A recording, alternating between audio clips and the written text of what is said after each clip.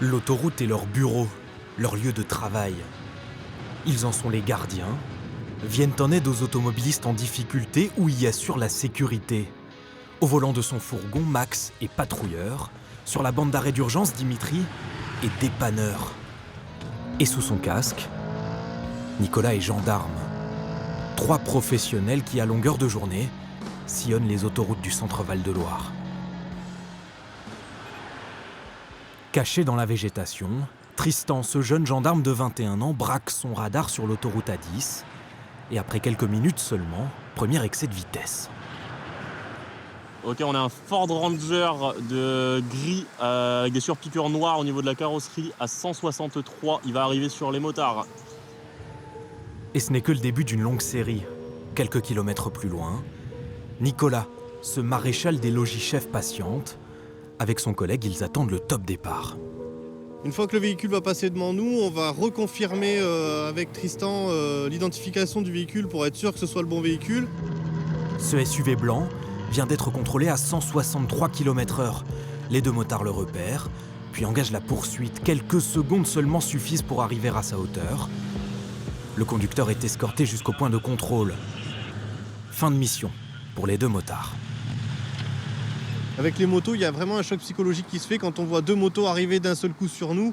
Les personnes, elles savent très bien qu'il y en a un devant, un derrière. Ils sont pris en tenaille, ils n'ont plus trop d'échappatoire de toute manière. Plus à l'est, dans le Cher, lui aussi parcourt l'autoroute. On part sur une panne sur un Fiat Ducato. Au volant de sa dépanneuse, Dimitri part en intervention sur l'A71. Et le client, il est sur une borne orange et le camion, il a fait un gros bruit, il s'est arrêté et il y a de l'huile en dessous. Pour arriver sur les lieux, le dépanneur ne doit pas traîner. Chaque minute est comptée. On a 30 minutes pour arriver sur les lieux maximum.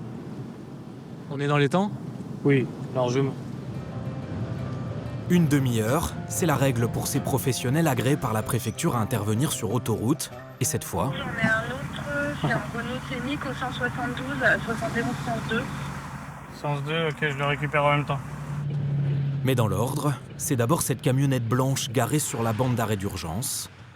Dimitri stationne le plus en sécurité possible. Puis en un temps record, il treuille le véhicule, l'installe sur son plateau et le sangle. Le conducteur, lui, prend place à l'arrière. J'étais en train de circuler et puis d'un seul coup il s'est mis à fumer. Donc je me suis rabattu et puis j'ai coupé le moteur et en fin de compte, là où je me suis arrêté, il y avait de l'huile en dessous. Là, on va chercher une deuxième voiture et après on rentre au dépôt. Une seconde automobiliste attend toujours le dépanneur. En fait, le véhicule il roule 20 à l'heure. Ça marche. Un essence, un diesel ? C'est un essence. Un essence. Ok, ça marche. Eh ben écoutez, j'arrive. Merci, à tout de suite. À tout de suite. Nous retrouverons Dimitri plus tard pour la suite de son dépannage sur l'A71 dans le Cher. En Indre-et-Loire, un autre professionnel de l'autoroute s'apprête lui aussi à se rendre sur le terrain.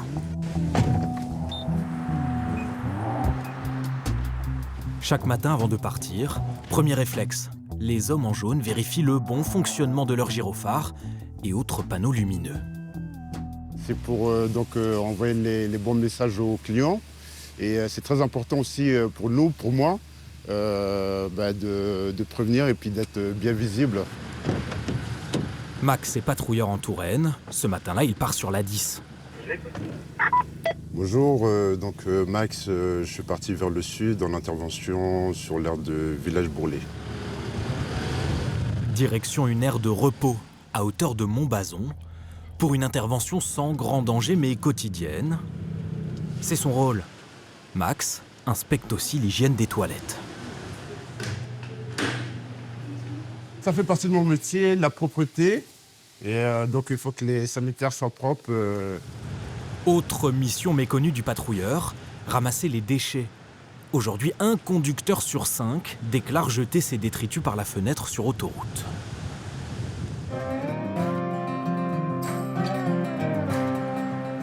Au volant de son camion, sur l'A71, Dimitri poursuit son dépannage.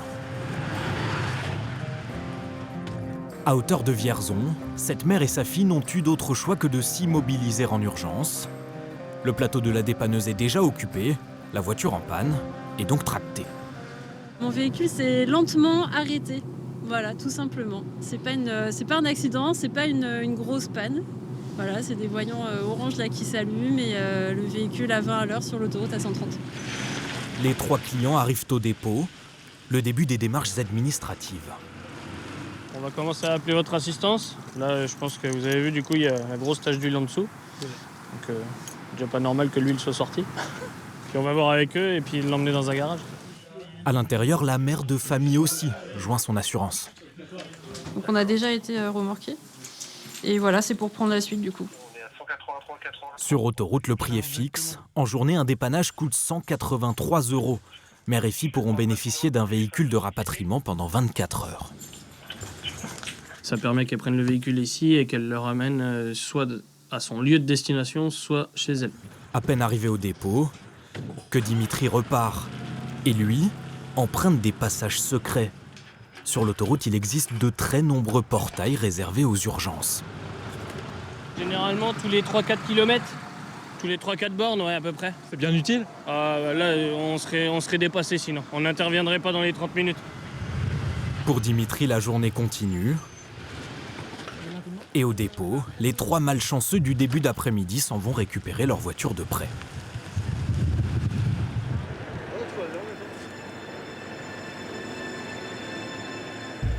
À la nuit tombée, les gyrophares annoncent la couleur. Une centaine de gendarmes se coordonnent. Un dispositif hors norme se met en place sur l'A71. Plus un seul automobiliste ne poursuit son trajet sur l'autoroute. Obligation pour tous de sortir sur l'aire de Salbris, les poids lourds à droite et les véhicules légers à gauche. Il est 22 h lorsque nous retrouvons Nicolas sans sa moto cette fois. Là, je prends. Le gendarme, qui fait partie de ce dispositif d'ampleur, choisit ce fourgon blanc. Bonsoir monsieur, gendarmerie, je vous demande de me présenter le permis de conduire ainsi que la carte grise du véhicule, s'il vous plaît. Et le contrôle est le même pour chaque conducteur. Je vais vous soumettre au dépistage alcoolique. Encore. C'est bon. Test d'alcoolémie négatif, tout est en règle pour ce conducteur expérimenté. Moi j'ai l'habitude de me faire arrêter, mais avec ce dispositif-là, jamais. Et ils contrôlent, mais bon, ils font leur boulot, hein, c'est normal. Au revoir. Merci. Bien souvent, les contrôles ne durent que quelques minutes, mais parfois ils s'éternisent. Cet utilitaire bleu et ses 2 occupants vont en faire les frais. Nicolas s'est éloigné avec le conducteur. Voilà, je vous le dis, si c'est positif, ce soir vous pouvez plus conduire, je vous prends le permis. Test de stupéfiants en cours pour ce jeune homme. Vous avez toujours un petit avis sur les gens en face de vous, vous êtes des humains quand même. Ça, vous le voyez, non? Ouais, mais je peux pas me fier aux avis que je me fais moi-même, je me fais à vos antécédents. Lui a déjà été condamné pour trafic et livraison de cannabis. Ouais, vous avez compris. Chaque fois qu'il y a un trait, ça veut dire que c'est négatif. Et vous voyez bien qu'au niveau du THC, il n'est pas là le trait. Donc là, vous êtes positif. Est-ce qu'il y a quelque chose là dans la voiture? Je vais trouver rien, c'est sûr. Mais après réflexion, le conducteur se souvient d'une boulette de cannabis dans l'habitacle. Son permis est suspendu. Il sera prochainement convoqué devant un tribunal. Cette nuit-là, 4 conduites sous drogue ont été constatées, 5 détentions de stupéfiants et 2 alcoolémies, dans un département où la mortalité sur les routes a fortement augmenté ces derniers mois. Cette opération, c'est aussi pour marquer les esprits, pour faire prendre conscience aux automobilistes qu'il faut changer les comportements. On est une année 2025 avec un nombre de morts sur les routes de l'enrichir qui est trop élevé. Après 3 heures d'autoroute coupée, plus de 300 voitures et une centaine de camions contrôlés jusqu'au milieu de la nuit, le dispositif est levé. Le véhicule du 22 plus 200 en sens 1 est parti avec le dépanneur. On voudrait savoir les trafics dans le sens 1 au niveau du 98. Fin d'intervention, le garde est reparti, donc moi aussi je vais sur l'accident 41 du coup. L'accident 41. Une voiture est impliquée dans le nord-est du Loiret. L'information vient à peine de parvenir au poste de sécurité de Vinci Autoroute, à Chambray-les-Tours.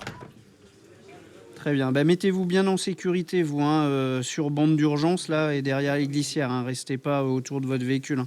Écoutez, on arrive au plus vite. D'ici, les agents surveillent plus de 700 km de réseau. Ils constatent les incidents et organisent à distance la mise en sécurité des lieux. Grâce à leur relais sur le terrain, Max poursuit ses interventions. Donc là, ce que je fais, je change la batterie afin que l'éclairage refonctionne. Voilà, c'est changé. Toujours un œil sur la route, c'est ce qu'on nous apprend, c'est la base. Cette fois, les automobilistes frôlent le patrouilleur à 130 km/h. Alors la règle est simple, c'est la loi. Il faut respecter un corridor de sécurité. Quand on nous voit, nous, les hommes en jaune, les véhicules en jaune, sur la bande d'arrêt d'urgence en intervention, eh ben, il est simple, quand vous êtes en approche, de ralentir, de vous éloigner de nous écarter. Si c'est possible, de changer de voie. Et déjà là, on aura gagné pas mal de choses. Faire appliquer la loi sur autoroute est l'une des nombreuses missions de l'escadron de contrôle des flux de Loir-et-Cher. Nicolas accélère, nouvel excès de vitesse. Dans cette petite sportive rouge, un couple de retour de vacances. Vous avez été pris à la vitesse de 163 km/h pour la vitesse de 130. D'accord. Donc du coup, monsieur, c'est une contravention à 135 € minorée à 90 € qui est susceptible d'entraîner une perte de 2 points sur votre permis de conduire. D'accord. Plus au sud, l'équipe rapide d'intervention du Cher gare la Mégane RS sur l'A71. À l'intérieur, Guillaume a l'œil dans le viseur. 74. C'est qui le deuxième? La rouge. C'est une Kia. On lui a mis le gyrophare et là. Et maintenant il doit nous suivre. Là on va aller sur l'aire du centre de la France, l'aire de repos pour procéder à son contrôle. Ce conducteur devra payer 90 € d'amende et perdra 2 points sur son permis de conduire. Les deux gendarmes reprennent la route. Renan, le pilote, est toujours derrière le volant. Tout le monde peut conduire ce genre de véhicule. Non, nous on apprend à piloter le véhicule, c'est-à-dire à connaître les limites du véhicule. Connaître les limites d'adhérence et savoir exploiter toute la puissance du véhicule. Des notions utiles pour rattraper une puissante voiture allemande. Renan appuie sur l'accélérateur. 200 km/h là, parce que le véhicule est juste devant nous. Donc c'est pas la peine de rouler plus vite pour autant. Les 250 chevaux du bolide de la gendarmerie auront eu raison de ce jeune homme. Vitesse relevée, 170 km/h. Donc finalement on a 3 points. Ouais, t'as 3 points. Et vous pouvez me dire, il y a combien de points encore? 7 points. Ouais. Cette fois, le conducteur se soumet également à un test de stupéfiants. Faut que je fasse comment du coup? Vous foutez bien dans vos joues, sur vos joues à l'intérieur. Ouais. Sur la langue, sous la langue. Ouais. Cette partie va se décolorer avec la salive. Ça marche. Résultat négatif. Combien de temps? Seule la vitesse excessive est retenue. L'automobiliste peut reprendre sa route. Effectivement, on est sur un gros week-end. Donc oui, on se retrouve forcément avec des vitesses comme ça. Après, sur une période normale en semaine, non, on n'a pas des vitesses aussi impressionnantes. On en a, mais pas autant qu'on peut en faire cet après-midi, quoi. Pourtant, le nombre de grands excès de vitesse sur autoroute est en hausse ces dernières années. Depuis décembre 2025, ces excès de 50 km/h ou davantage sont désormais des délits et donc passibles d'une peine de prison.